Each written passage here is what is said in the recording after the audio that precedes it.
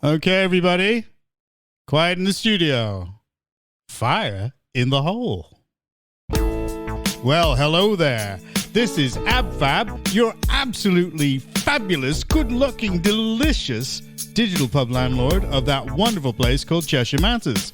And I've got some great news for you tonight. The Raven's not going to be on because he's not feeling well. That means the podcast is going to be so much shorter. Isn't that good news, everybody? Yes, thank heavens, there is a God. Indeed, indeed. Well, we've got that superb man of the statistics. We have Statsman. Say hello, Stats. Good evening, gentlemen. How are we? And we have that graceful man, the Gazelle. He's with us here tonight. I'm not going to give all these big introductions again because Steve's not here, so we're going to take advantage of it. Okay? Say hello, Gazelle. Good evening, everybody. And in the words of my favourite crypto broadcaster, Crypto Savvy, tonight this could get ugly. Ooh, yes. Ooh. Okay. Let's fade that out. Do you know what? We can actually do a full fade without the music running out. Do you know that?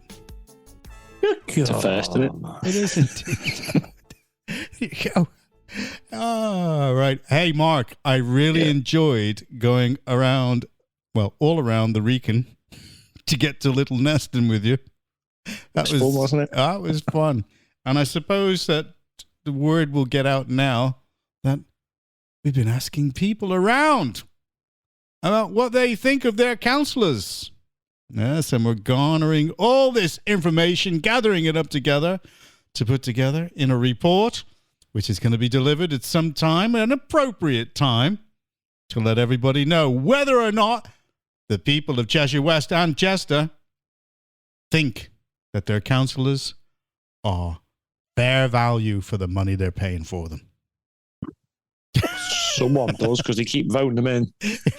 We need to find them. Yeah. Well, when we actually start to delve into the details, we're going to look at exactly how many votes they got in by and the turnout, and just let people know exactly what's going on. But anyway, it was nice. And we wound up at a lovely little pub. Right? And if I must just add, I think that was a great little video, and I shared it on Facebook, and it's got loads and loads and loads of views. It was very, very positive. Well, excellent. Well done, you two. Thank you very much. Cheers. Well done. We're going to be doing some videos with you, Gazelle. And apparently Steve's going to be doing his own efforts. You have to put some clothes on, Trev. Yeah. The videos. I know. I was going to say, I mean, they obviously won't be going on YouTube there for X-Hamster and other video channels. You're a bit overdressed tonight, mate. What's happening? Yeah. I know, I am, because I've got all the windows open in the back door. It's a bit chilly tonight. Oof. Right, well, let's move on straight away to the roundup. And taxpayers deserve more from councils than a 4-day week. This is from the Times. You ready? Council tax bills in the UK have more than tripled in the past 30 years, but receive less attention compared to other taxes. Oh, well, that's true. So research by the Taxpayers Alliance shows a significant increase in bills, with some areas experiencing a 142% rise. Now, we know some councillors that have had rises in their allowances by 74%. Go ahead, Stats. So the first thing they do is give themselves a pay rise. That's in Cheshire West, yeah. Raise our taxes. And now they want to work for 4 days. Yep. I'm telling you, they are weighing down our backs and telling us it's raining. A district council in South Cambridgeshire implemented a 4-day work week while paying employees full wages, potentially compromising service availability. Well, that would be true, wouldn't it? Mm-hmm. Okay. Or would it? Because we didn't really miss them through lockdowns, did we? Remember? No. Well, there's another thing. You say, well, yeah, what happened? Well, talking about lockdown and Brexit and all those other things that are going on, the devastating truth is that the NHS did get 350 million extra a week. So you know when everybody was being criticised? Well, public concern about the NHS is high, with stories of long waits, cancelled surgeries, and overall dissatisfaction. Despite investing more than $350 million per week in recent years, the NHS is still in crisis. So all that criticism that was made when we were campaigning for Brexit, saying, where's this $350 million a week? Well, they've actually had more than that thrown at them. Yeah, they've had more than that. And we have a problem with the migrant people coming in at the moment, which has more than swamped that amount of money. Oh, yeah. We was paying £18 billion. We was paying, hey lad, hey. 13 billion we was paying with Margaret Thatcher's reduced contributions. We was paying £13 billion a year. Do you know who you sound like, Trevor? You sound like that guy that does the voiceover for the old Hovis advert. I remember. I could smell it right at bottom of the stairs. I'll go up there, cobbled highway there to go get that loaf. Yeah. And I used to go downhill at 33 mile an hour. I remember that. That's what you sounded like. Yeah, but they've told us that we on the side of the bus, Boris, God rest his soul. He's not gone yet. Oh, is he not? No. Oh, sorry. He's been very negative lately. Oh, he has. Yeah. Now, on the side of the bus, they said, well, whatever happened to Brexit? We never got that back. Yeah, we did. We got 13 billion a year back, but we're now spending it on hotels for migrants. Migrants, yes. Okay. Right, next, moving on. Meghan Markle's Spotify podcast is axed. Moving on. Apparently, there was a rumor that she would interview somebody, and she would get one of her underlings to ask the questions. Who's that, Harry? One of her underlings to ask the questions, and then she would just voice over the questions afterwards. The questions that were being asked. That was insane. How much did they give her?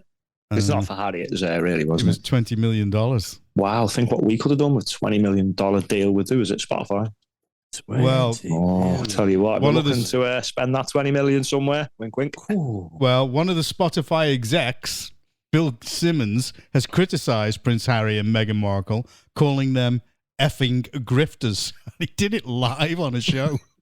He said, after their podcast production deal with Spotify ended, the couple reportedly signed a $20 million deal with the company 3 years ago, but produced only one 13-episode series before parting ways. Wow, that's more than $1 million. I know. So Simmons I couldn't believe that. He actually just called them a pair of effing grifters. So how about that? I'm surprised. I mean, we could get the Raven a brand new nest for that. Think how many mankinis you could buy with that, Trev. Okay. Yeah, to give away with the ice cream in Pargate. Certainly is. Nudge, wink, wink. Yeah, and thank you for the free advert there, guys. I really appreciate that. And help your new business, Yeah. New business, the open crotch mankinis, they're flying at the minute. Well, like kites are people like sort of stripping them on pieces of wood and string. Yes, they are similar to kites, actually. Okay, here's a bad one for you. Met officer admits taking dead people's bank details and spending their money. Oh, what was his name? 1 second. Let me just tell you. It'll come up right now. You did that on purpose, didn't you? You did it on purpose. That's okay. You thought you were going to catch me out. It was a story from My London. A Met officer admits taking dead people's bank details and spending their money. Mohammed Mustafa Dar. I just love you trying to pronounce it. Oh, my God. Another Mohammed. Okay. Mohammed stealing money. Well, at least we had, what's his name, Hare and Burke, didn't we? At least we were British. Well, he admitted abusing his position to get hold of dead people's bank card details. And he pleaded guilty to 2 charges of misconduct in a public office at Southwark Crown Court on Thursday. That's last Thursday, following a corruption probe. How about that? That's the lowest of the low, isn't it? Yep. Yeah, them probes are. I've had a few of them. Maybe he needs one. Big one. What do you think of the Tory mayoral candidate, Sean Bailey, given peerage by Boris Johnson. I mean, he attended one of the parties. Yeah, deport him. He's English. Boris. No, we can't, but God rest his soul. Not Boris. No, the other fella. Deport him. Okay. And here's the last in the roundup. British nationals will be put at the front of council housing queue. Yeah, right. Thank God for that. I've just applied for a bungalow. To have your bungalow parties. Yeah. Hang on a minute. Are they stealing my policies now? I don't know. Were you advising the Conservatives? No, but they've been stealing them since 2019. But just not implementing them. So waste of time. Here's the thing. Now they've actually said they're going to put them at the front. I mean, you don't know who you can believe right now. But anyone but them, John. But foreign nationals locked up by the Home Office win record compensation. So they were locked up. The foreign nationals got legal aid to take legal action against the Home Office. And they got 42.2 million over the past 5 years. Yeah? I can't believe it. And it was paid to 1,698 people by the Home Office. Oh, and they would be solicitors, would they? Yeah. And who is Parliament run by? If you look at take the occupations of all the MPs, 650 of them, I think you'll find that 629.9 of them are all barristers, solicitors, etc., etc. So all they're doing is feeding their own wallets. Well, what I would say is that Parliament is not run by those people. It's run by the City of London. Yeah, sack them all. Get rid of them. Well, you can't sack the City of London because they're just like Rome, aren't they? I can do anything. Sack them, deport them, get rid of them. Put them on a plane to Rwanda. That's what I say. Well, half of them aren't even clever enough to be barristers, are they? God, imagine them representing you in court. Ooh. Yeah, no. Nah. I actually know a solicitor. I would never. Honestly, if I was in trouble, I'd just represent myself. So you don't know a lot of people then? No, he actually writes in green ink, which is frightening. Oof. Well, I was about to say the City of London is just like the Vatican City. You know, it operates under its own laws. It's everything. Even the king has to get permission to enter the City of London. He can't just walk in. He has to obtain permission. What? So he can't? No, City can't. Not the king. He thinks he is, though. Oh my God! Did you see all those TikTok videos showing people how to actually get rid of ULEZ cameras, and they were actually showing you the tools and the little bits that you needed to do it and how to do it. Yeah, I want £1.20 tool to get rid of them all. Absolutely brilliant. I wish we had one for Sadiq Khan. I paid £5 for that one. Take a different kind of wrench to get that guy out. It's called an election.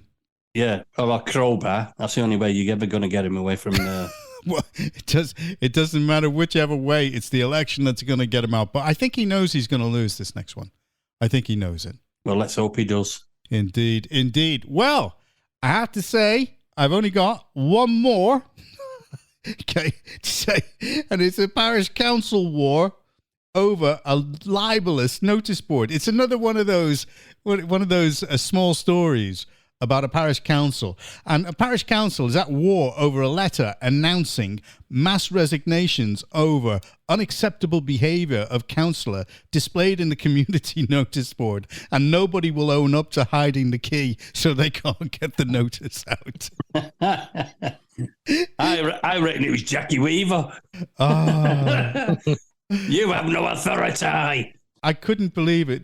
This guy, it's all about surrounding this historian, John Crowfoot, who's been a parish councillor in Geldeston since 2019. And the police have visited this guy, attended his home in what was the usually peaceful village to offer advice. No. So whatever's gone, there will be more afoot. Mr. Crowfoot says the letter in the notice board is libelous and unlawful and must be removed from public display in the parish notice board. But he is unable to do anything because none of his former colleagues will admit to holding the key. So, and he can't damage the property, otherwise the police will get him.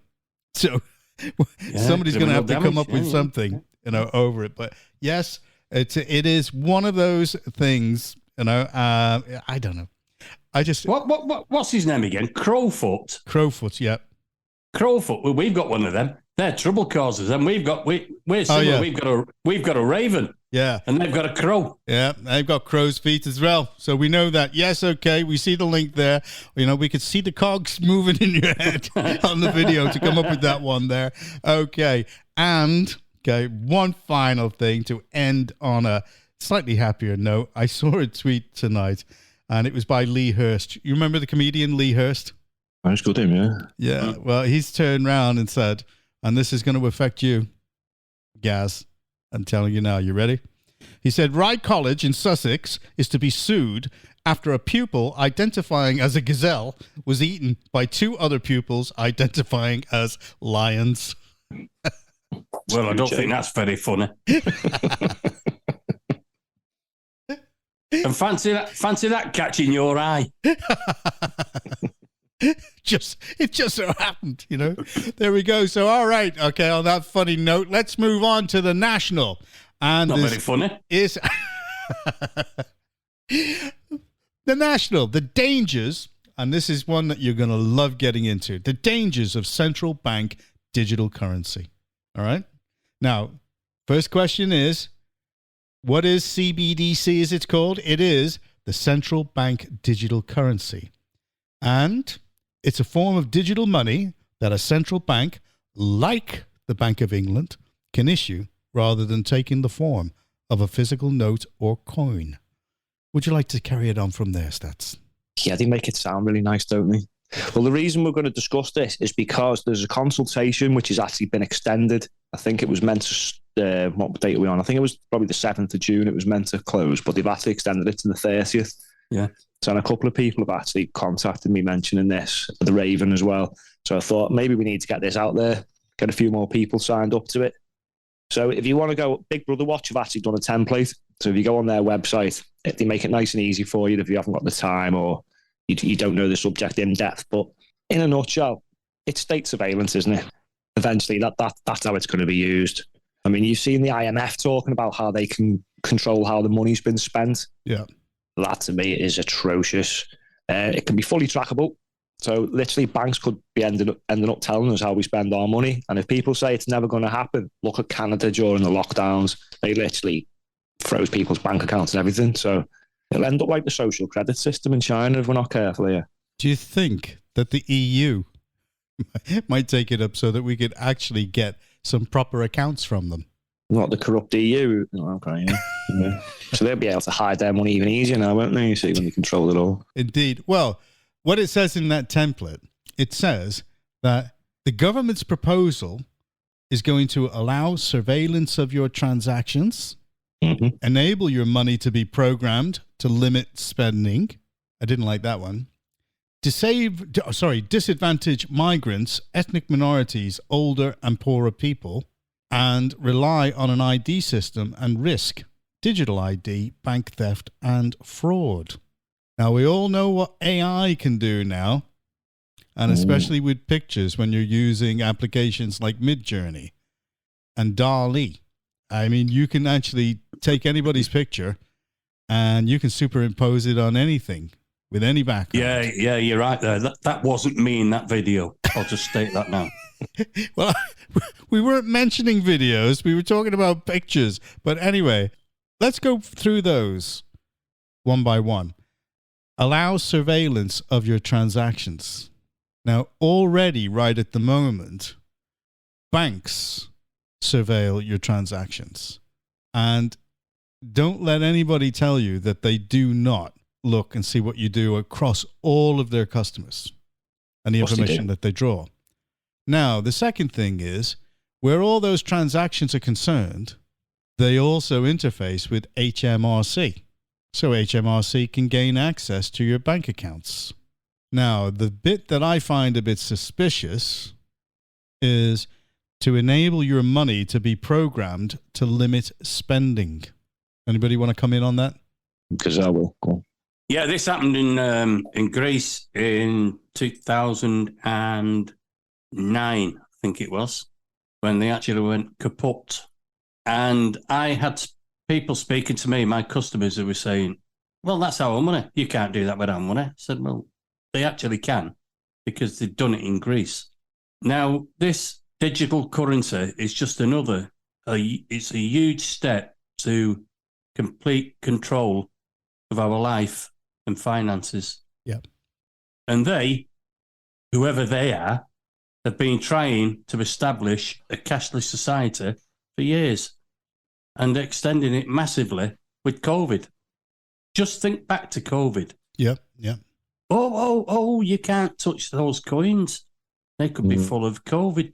Yeah. Full of germs, full of COVID. Yeah. You're better off using your debit card instead. It's much more safe. And all the banks have been against digital banking / buying crypto for years. I've been trading crypto for about 5 years now. Shh, don't tell anybody. Yeah, don't tell anybody. But how many ice cream parlours have you bought? Yeah, they're all, well, they're all going, they can't regulate crypto. So what's happening is all the banks are stopping you from buying it through their banking system. You can still get it. It's not a problem. What happens with the banking system is they're not in control of it. And it's all about control. How many times do you have to say this? Yeah. Now, the crypto transactions, they're all registered and they're all there on the blockchain. But the thing is, the banks cannot control it. Yeah. And that is why they're not allowing you to purchase it. Yeah. Now, or they're making it difficult for you. Well, they're making it difficult. I mean, I can still purchase it. I could go to different exchanges. They're more than welcome to take your money. Mm-hmm. Now, to sum it all up, we don't live in a democracy whatsoever. We're not in a democracy.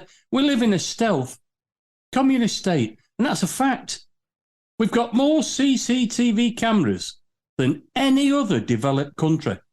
And check it out. Just check it out. It's a fact. Mm-hmm.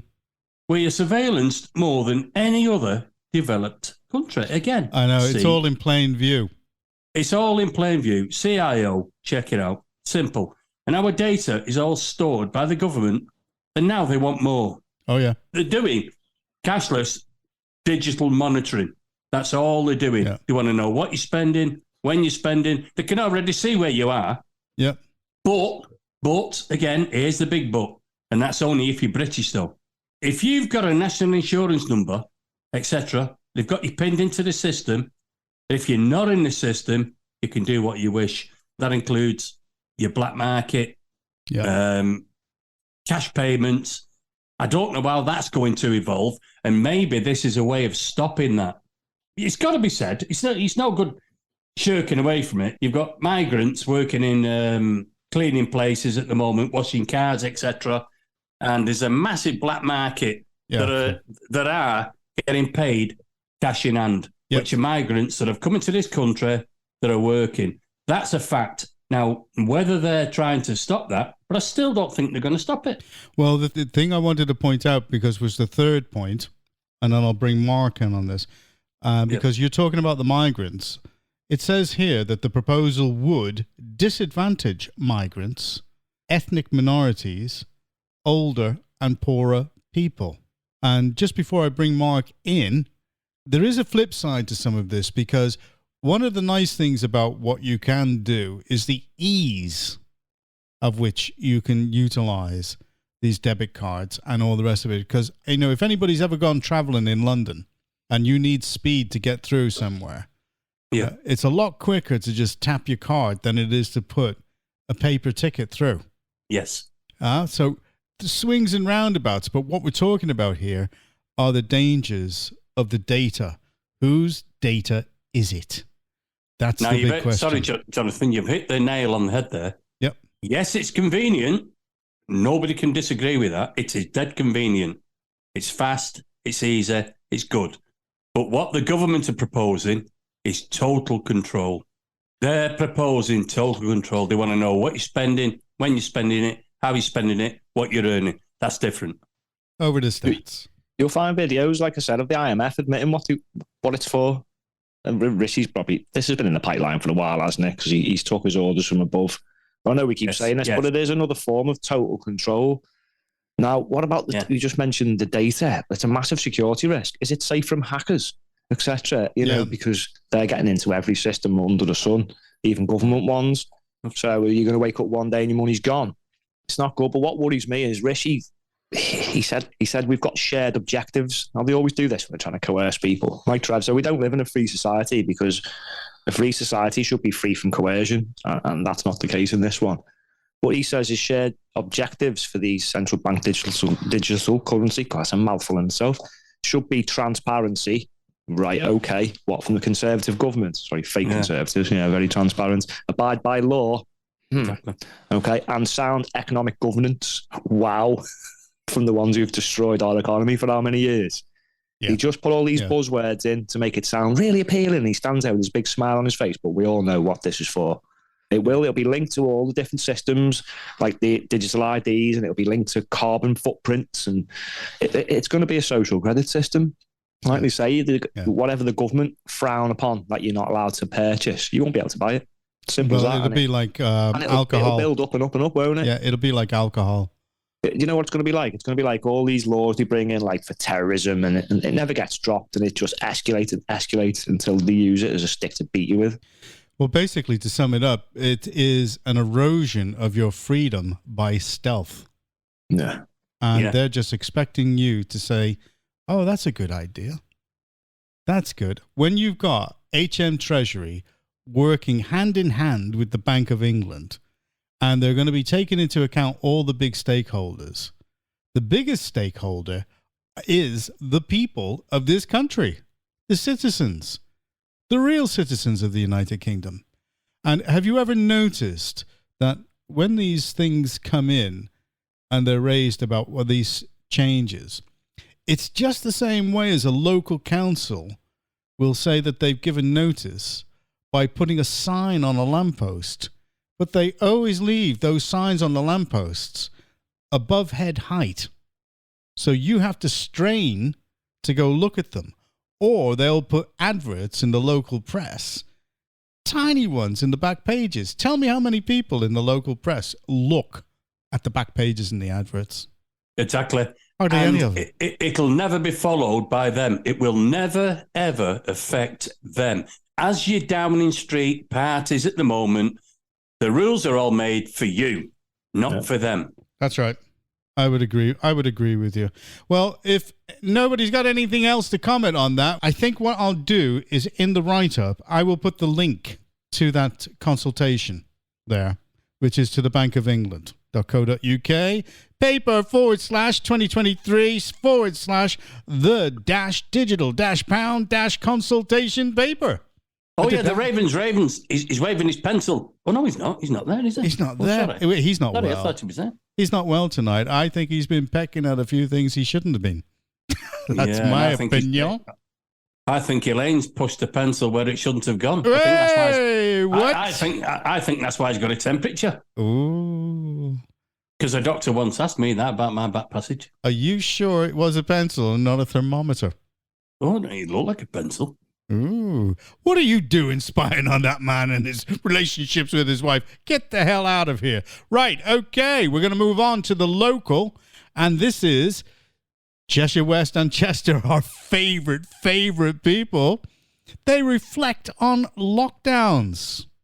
Now, indeed. Who's gagging to come in on this one? I think it's going to be that man's Stats. Go ahead, Stats. Again, are they having a laugh? Yeah. You want to reflect on lockdowns? Well, I think we did that the other week. But yeah, I'll reflect on them again. So local businesses were destroyed, no compensation, but the arts gets funding. Isn't that nice? Yeah. Businesses were hassled by the police and licensing during lockdowns. Let's reflect. That was uncalled for. Let's reflect on, I don't know, say a 10-year-old boy who had his childhood taken away from him and couldn't even visit his dying mother in hospital. And then the mental health epidemic as well amongst children. Let's reflect. I tell you what, we can reflect on how much worse it would have been if this council would have got their extra powers, so to speak, that they were looking for, because they actually wanted to lock us down for longer and harder, and they wanted to come round and educate us on the jab. It's they chickened out of eventually. That's all disappeared, isn't it? Going to round us up and check our thinking worthy. I'll be honest, John, they've got a cheek. Now, what, are we going to paint some pictures and look at some flowers or whatever it is they want us to do? Well, it's the same old pattern, John. Whenever there's a terrible incident, it's don't look back in anger. It's pathetic. I don't want reflection, John. I want accountability. Yeah. Those who destroyed our economy. Yep. And our children's and the mental local health, economy as well. the education, small businesses, and there's this word again, coerced us, should be dealt with harshly to prevent this from ever happening again. Well, what Councillor Gittins is saying is, reliving her experience over the past 9 months working in Ellesmere Port, artist Jane Lawless will exhibit elements of the project commissioned by the council. I'd love to know exactly, we'll have to do an FOI, how much this commission was. It probably is not that massive, but it's worth knowing. And this woman, Jane Lawless, has worked with residents and a food bank based at Westminster Community Centre to explore how society has changed. This project has been inspired by a dog, which was bought as a puppy just before lockdown and lived in the area. It has now taken the form of an illustrated story about the pandemic, with the fictional dog called Bear as a major character. So it's documented in sketches by local community members. The book is illustrated by Jill Smith and written by Ginny Manning, whilst Mick Ord has captured audio experiences of this unprecedented time, as told by local community members. Now, I don't know if anybody remembers who Mick Ord was, but he used to be one of the head honchos at Radio Merseyside. So a little bit of a connection there. Anyway. I can tell you how it changed. It changed by behavioural coercive tactics, all built around lies, which destroyed people's lives and businesses. That's how it changed. I think, I'll tell you what, if you want a reflection, I think we should sit down somewhere and properly have this out now and get people on to give their reflection who was seriously affected by this. Because I think this is a brush under the carpet. Gazelle wants to come in. Yeah, go on, Gaz. We're going to call you Gaz from, baby. Yeah, I totally agree with you on there. I'll reflect on it for you. I was looking at this earlier on. This has been the biggest ever experiment to alter the human race. Yeah. Yeah. How they got it worldwide, whoever they are, is just pure genius. Oh, hang on. Oh, no, it's not. No, it's the bought WHO, isn't it? Yeah, that's right. Bought by, again, whoever they are. This is the biggest ever scandemic in my lifetime. And thousands, going on again, what stats said, thousands of small businesses destroyed, while the rich got even massively richer. It's an absolute disgrace. And it's affected me. I was caught in all this lot, and it basically virtually finished my business. But luckily, I got through it. But there's a lot of people that did not. Yeah. Yep. And they weren't able to go visit their loved ones who were dying. You know, they had some of them had to talk through windows. I mean, you know, this. You can see the reason why people would be very, very bitter when they look back on this. And if there is the slightest perception that, you know, the lockdown was needless, then quite simply, these people who are accountable will never, ever be forgiven. Go ahead, Mark. It's like this inquiry now. It's not going to ask the questions that we wanted answering, is it? It's funny you mentioned the WHO there, Trev, because even the World Health Organization weren't recommending as harsh restrictions as our local council. They were actually questioning lockdowns at first. Our council wanted harder, faster, stick it in everyone's arm now, or we're coming round to your house. Check your thinking. But where are they? Didn't come, did they? It was all built around lies. Yeah, exactly. Do you know what? I mean, I'm never going to forget this. I'm never going to let them forget it either. If you think we're just going to do a little reflection and paint some pictures and sing some songs and don't look back in anger, they're seriously mistaken. No, I would agree with you. We just need someone in power, John, who's got the spine to actually get accountability for this. I've seen some of these Senate hearings, and I put one up, and it was Ted Cruz attacking the head of the border agency in America, who's let in nearly 1 million, migrants. And Ted Cruz absolutely berated this guy, him on public TV. Our problem, John, is we won't get anything because the people who we're looking for to find the accountability, we're all in on this. They all caused this. Yeah. So there's nobody to do this for us. and no system like they've got of doing it. Sorry, man. Straight through to the Gazelle. Go ahead, Gaz. Exactly. And I'll tell you what, I was looking at this CWAC thing earlier on. I went in deep into it. We are proudly supporting Refugee Week from the 19th of June to the 25th of June. Mm-hmm.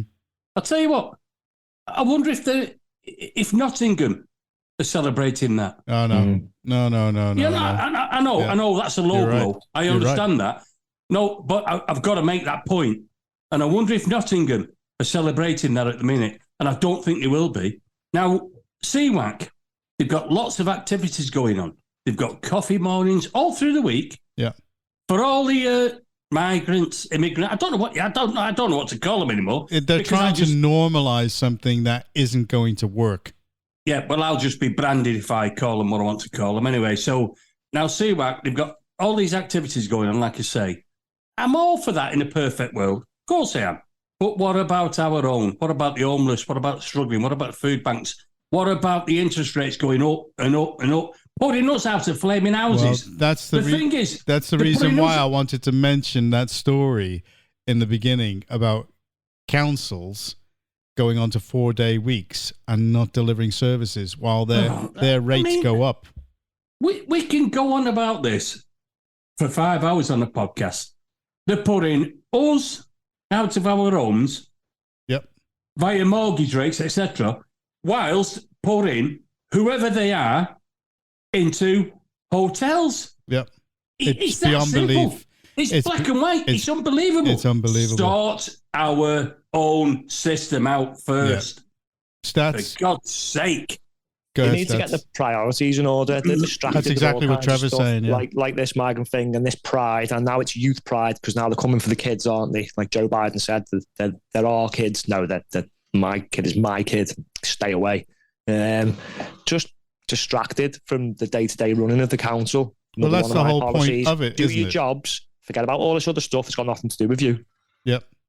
Crack on with your jobs because you're not very good at them, to be honest. Well, I don't understand why the council are getting involved in pride and any events like this. Virtue signalling job. It's got to stop. It's a waste of time, a waste of money. Like those NHS hospitals that are putting all these pride colours on buildings.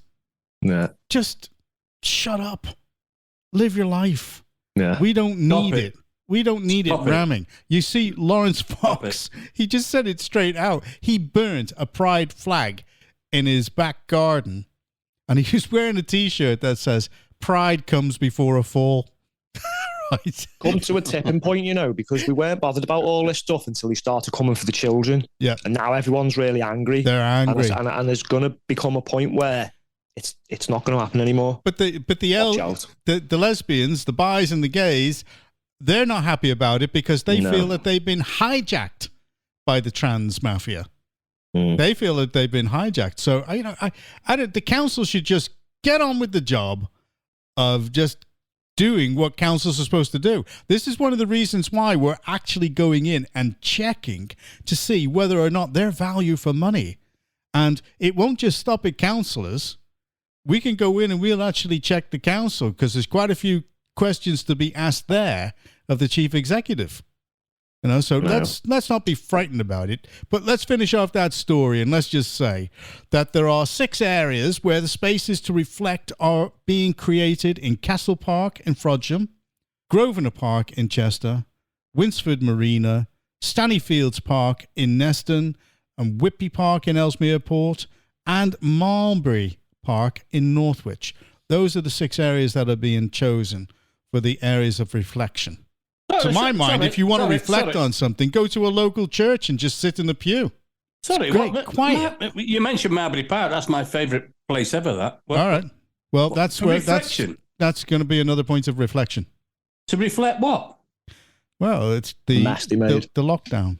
But don't blame us. Just reflect. Yeah, it's more of a deflection, to be honest, than a reflection. But yeah, there you go. We see through it. Yeah, exactly. A deflection, not a reflection. Yeah. I agree with those stats. Well, I'm going to call it there. Steve, we know you're ill, but get to the bar. Put it on his tab, everybody. It's on. And I've just got to bring up a very local it's an important point, this, in Warrenation Street. That, well, obviously Warrenation Street, but we have so many famous actors from this area we're known as LA. And the Latchford area, LTN, has been scrapped. That's it. Oh, what? It was announced last night. Power to the people.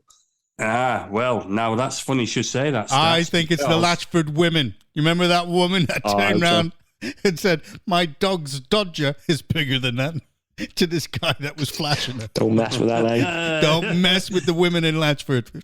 Now, but here we go. All the admins of the... I had a bit of a to-do with Aunt Sally last night. I'll let you know.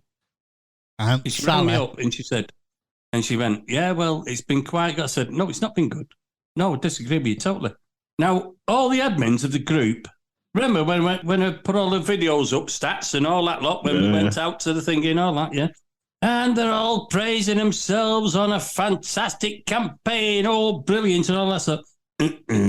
As they say in Family Fortunes. What was it? Something to do with money. I'll just remember how Latchford voted. When we had Amanda Bowles, who stood on the campaign for scrapping the blah, blah, blah, blah, whatever, and they all voted Labour back in. Yeah. Who implemented it. So all these buffoons, and I've got a monkey's bum on the back of my head, right? All these buffoons that keep saying, "Oh, we've won. You've not won. For God's sake. I've been at this for 35 years. What? Monkeys, baboons on the back of your head? Monkeys' bums. I haven't had a monkey bum Monkeys, for the last 2 baboons. years. Monkeys, bums on the back of I've your had head. a monkey's bum for the last 2 years. So why have they been scrapped then?